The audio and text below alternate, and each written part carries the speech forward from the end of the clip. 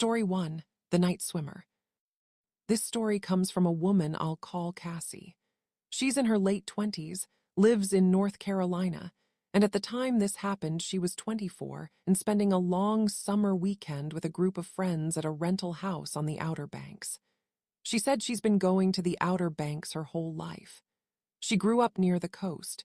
She's comfortable around the ocean. She knows how it works and how to respect it. She said that context matters for what she's about to describe, because she wants to be clear that she wasn't some inland tourist who got spooked by unfamiliar surroundings. She knew that beach. She'd been on it dozens of times. What happened there that night was not something she can explain away with inexperience or unfamiliarity. There were 6 of them in the rental house. 3 couples, all friends from college, doing the kind of trip you do in your mid-20s before everyone's lives get too complicated for a long weekend away. The house was right on the beach, private access down a wooden walkway through the dunes. First night there, everyone stayed up late on the deck, had some drinks, enjoyed the sound of the waves. Normal. Good. Exactly what the trip was supposed to be. It was the second night that things changed. Cassie said she'd always been a light sleeper, and that sleeping near the ocean made it worse. Not in a bad way, just the rhythm of the waves kept pulling her back to a half-awake state throughout the night. Around 2:30 a.m. she woke up fully and couldn't get back to sleep. She lay there for a while. Then she decided to go sit on the deck for a bit. She'd done it before on trips like this, just sitting outside in the dark listening to the water until she felt tired enough to go back to bed. She went out onto the deck quietly so as not to wake her boyfriend.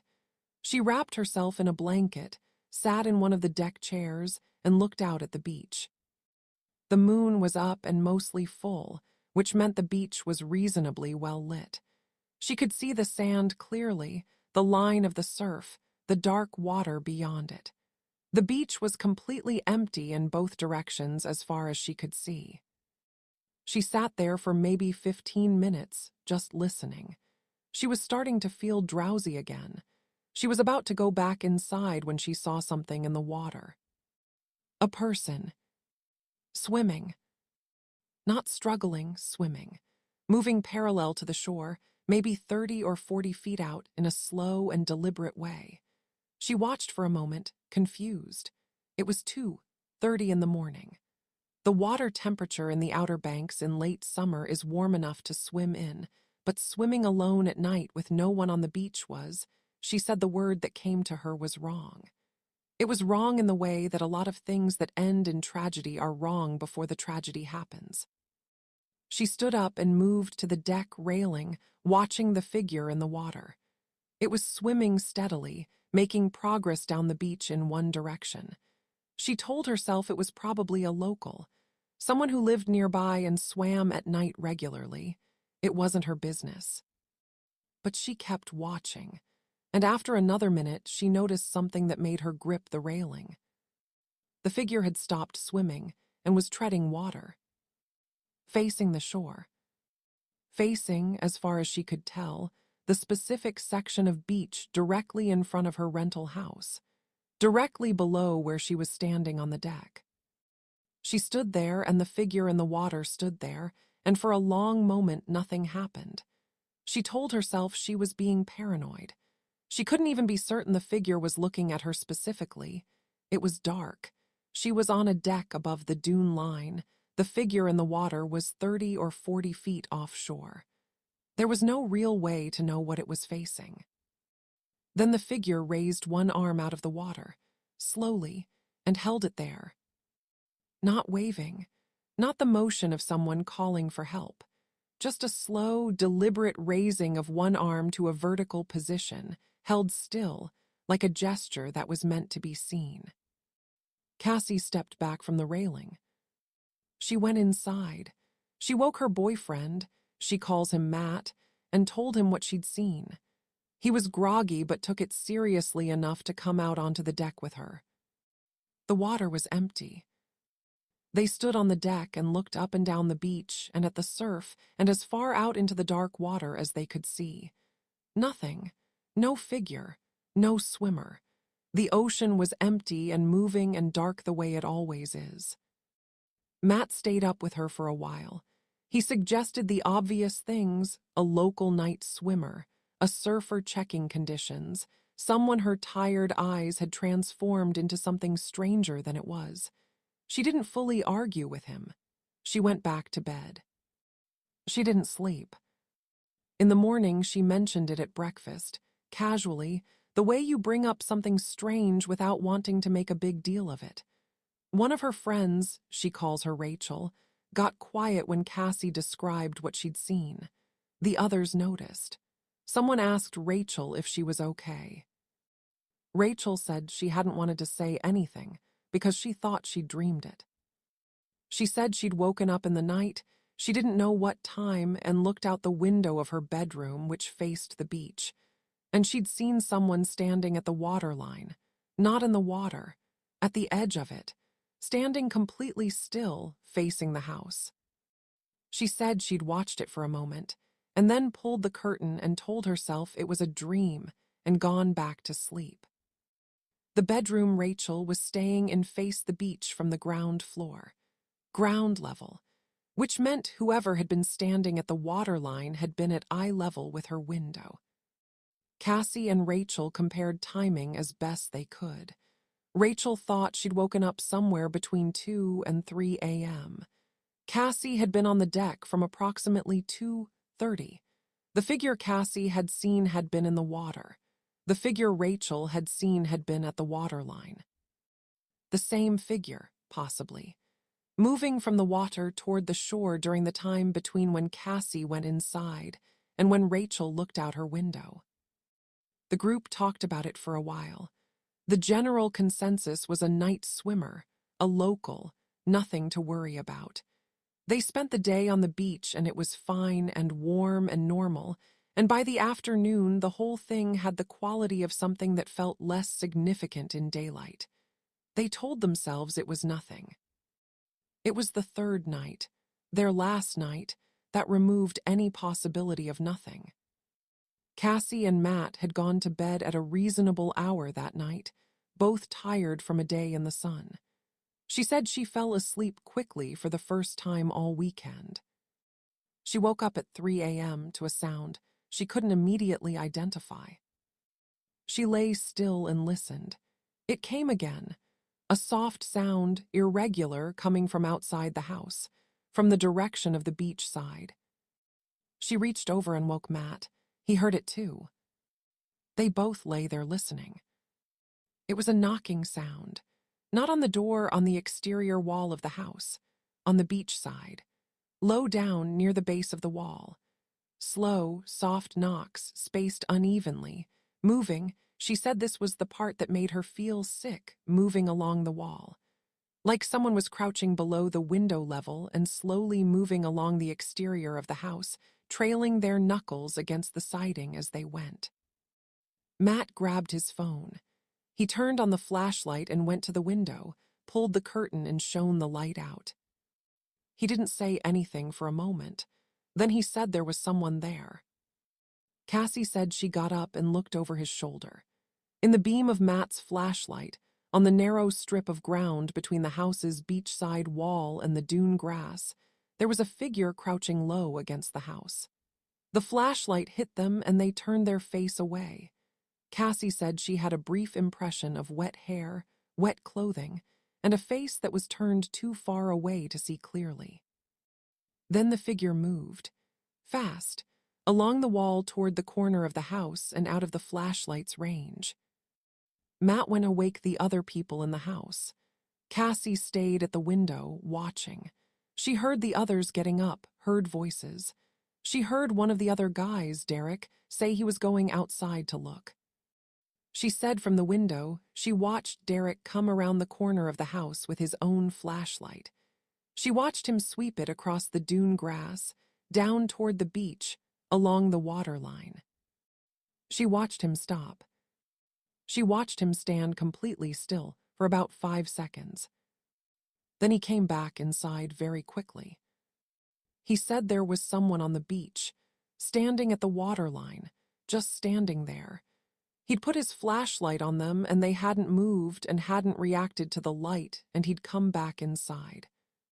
They locked every door and window and stayed together in the main living room until it was light enough outside to see clearly. When the sun was fully up, two of the guys went out and walked the beach in both directions. Empty, footprints in the sand that could have been from any time, any person. The ocean moving and glittering in the morning light like nothing had happened. They checked out 2 hours early and drove home. Cassie said she filed a report with the local sheriff's department when she got home. Not an emergency report, a non-emergency account of what they'd experienced. She said the deputy she spoke to on the phone was professional and took it seriously, told her he'd flag it for the beach patrol in the area. He also said, at the end of the call, that they'd had a couple of similar reports from that stretch of beach over the past 2 summers. He said it as a factual aside, not as something he was particularly concerned about. Cassie asked what the previous reports had described. He said someone seen in the water at night, someone standing at the waterline in the early morning hours. He said they'd investigated and never found anyone, and that the assumption was it was someone local who liked to swim at night and wasn't doing anything illegal. She asked if anyone had reported them crouching against the side of a rental house and knocking on the walls at 3 a.m. There was a pause. He said no, that was new. She said the call ended shortly after that, and she never heard a follow-up. She said she still goes to the beach. She still loves the ocean. But she doesn't rent houses with beachside ground floor windows anymore. And she said she has never fully resolved in her mind what the figure in the water was doing when it stopped swimming and raised its arm toward the house. She said it looked deliberate. It looked like a signal. She just doesn't know what it was signaling to, or whether anything answered. Story 2, What Was on the Shore. This story comes from a man I'll call Nathan. He's in his early 30s, lives in Washington State, and at the time this happened, he was 26 and working as a park ranger at a coastal state park on the Olympic Peninsula. He says his job required him to be on and around the beach at all hours, including night patrols, and that he'd spent enough time on that coastline in the dark to be genuinely comfortable with it. He said the Pacific Northwest coast is a different kind of beach from the tourist beaches further south, rocky, cold, heavily forested right down to the waterline in places, dramatic and wild in a way that takes some getting used to. He loved it. He said what happened to him on a night patrol in October of that year is the reason he eventually transferred to a different post. Nathan was doing a routine late patrol. He said they did these periodically to check for illegal campfires, people accessing the beach after hours, that kind of thing. It was about midnight. He had his patrol truck parked up at the trailhead and was walking the beach on foot, heading north with a high-powered flashlight and his radio. The beach in that section was wide and rocky, backed by a dense wall of fir and cedar that came right to the edge of the sand.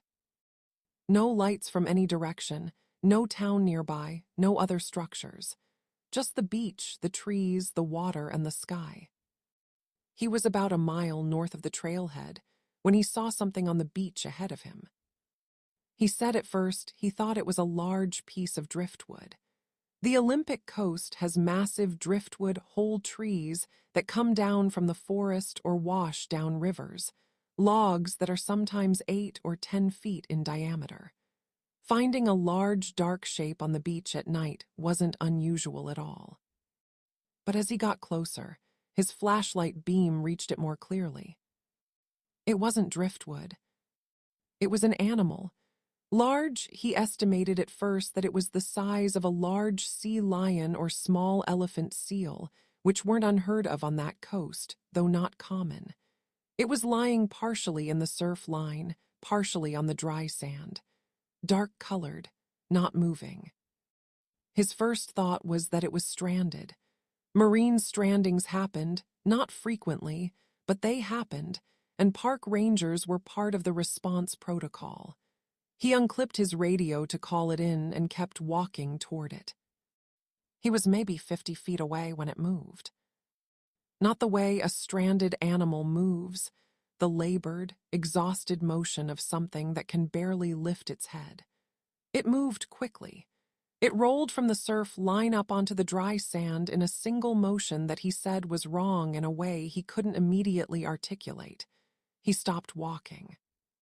He kept his flashlight on it. It had settled again, higher on the beach now, and it was facing him. He said he stood there trying to make sense of what he was looking at and couldn't. It was large. He still estimated it in the sea lion range, maybe larger. Dark, low to the ground. But the shape of it was wrong. He said the proportions were off in ways he couldn't specify exactly. The way you can sometimes tell that an animal is injured because its posture is subtly incorrect even before you can see the injury. Something about the arrangement of it was off. He said he took out his radio and started to call it in, and it moved again.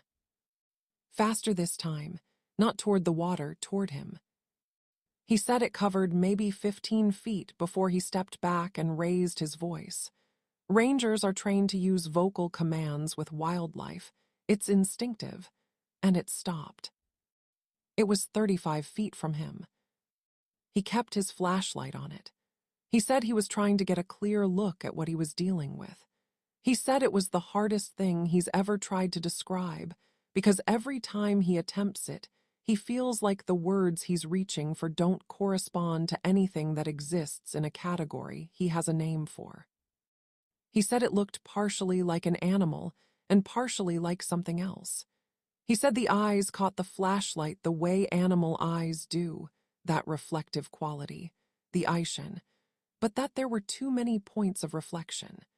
He said the sounds it was making were not sounds he recognized from any wildlife he'd encountered in years of coastal ranger work. He backed up. It didn't follow immediately. He kept his flashlight on it and his radio in his hand and backed up steadily, the way you're supposed to with large wildlife, not turning your back, just creating distance. He radioed his supervisor and described a large, unidentified marine animal on the beach, possibly injured, requesting backup and a marine wildlife contact. He backed up for about 200 yards like that, keeping his light on the shape on the beach. It didn't follow him. It stayed where it was, low on the sand, whatever it was doing when he'd approached it. His supervisor arrived 20 minutes later with another ranger. All three of them walked back up the beach with multiple flashlights. The beach was empty. No animal. No tracks in the sand that they could identify as belonging to anything large, though Nathan said the surf line had come up in the time since he'd last seen it and could have washed the immediate area clean. No sign of anything. His supervisor was professional about it. He said marine animals returned to the water all the time, that whatever Nathan had seen had probably recovered and gone back in. He filed a general report of a possible unidentified marine mammal sighting, and that was the end of the official record. But Nathan said there was a part of what happened that he didn't include in his official report. Not because he was trying to hide it, but because he genuinely didn't know how to write it in a way that would be taken seriously. He told me about it in his message and said I could share it. When he was backing away from the shape on the beach, in that 200-yard slow retreat with his flashlight trained on it, he said there was a period of about 30 seconds where the flashlight flickered. Old battery. The beam went from strong to dim and back to strong. In the moment when the beam went dim, he said, the shape was still on the beach where he'd last seen it. When the beam went strong again, the shape was closer. Much closer. He said it had covered roughly 100 feet in the second or two that his light had been dim. It was now between him and where it had been. It had moved toward him silently and quickly enough that he hadn't heard it and couldn't track it, and it had stopped again, the moment his light was fully back on it. He said it was behaving as if the light was a boundary, as if it would only move when it couldn't be seen clearly. He said that was the moment his professional composure fully left him. He said he turned and he ran, not the trained, controlled retreat. He ran. He ran the remaining distance to where his supervisor was coming up the beach, and he didn't stop until there were 2 other people and 2 vehicles between him and the water line. He transferred to an inland post 8 months later. He said he told his supervisor it was for personal reasons, and his supervisor accepted that without pushing. He said he's never gone back to that stretch of beach. He said he goes to the coast occasionally, on the right beaches in the daylight. He loves the ocean. He doesn't think the ocean is dangerous in a categorical sense. But he said he thinks there are things in it and things that come out of it that don't operate by rules he understands. And he said the thing that specifically stays with him, the image he can't shake, is the moment the flashlight went full bright again and the shape was 100 feet closer than it had been. He said it hadn't made a sound. In the dark, on a rocky beach with surf and wind, it had crossed 100 feet without making a single sound he could hear. He said whatever it was very good at not being seen. And the only reason he knows it moved at all is because the light came back on at exactly the right moment. He said he tries not to think about what would have happened if the battery had died completely. Those are the 2 stories. I think what makes beach horror specifically effective and specifically different from other kinds of horror is that the beach is a place we associate almost exclusively with safety and pleasure. It's vacation. It's summer. It's families and sunscreen and waves you can body surf. We let our guard down at the beach in a way we don't let it down in a forest or a dark alley. And the ocean doesn't care about any of that. Whatever is in it, whatever comes out of it at night, it was there long before we started building rental houses on the dunes and calling it paradise. The beach is the border between our world and something much older and much larger and almost entirely unknown. We just forget that because we go there to relax. Cassie's figure raised its arm in the dark water, and she still doesn't know why. Nathan's light flickered for 2 seconds, and something crossed 100 feet of beach in silence. The ocean doesn't warn you. It doesn't announce itself. It just moves the way it always has, and sometimes what moves with it comes a little closer to shore than you expected.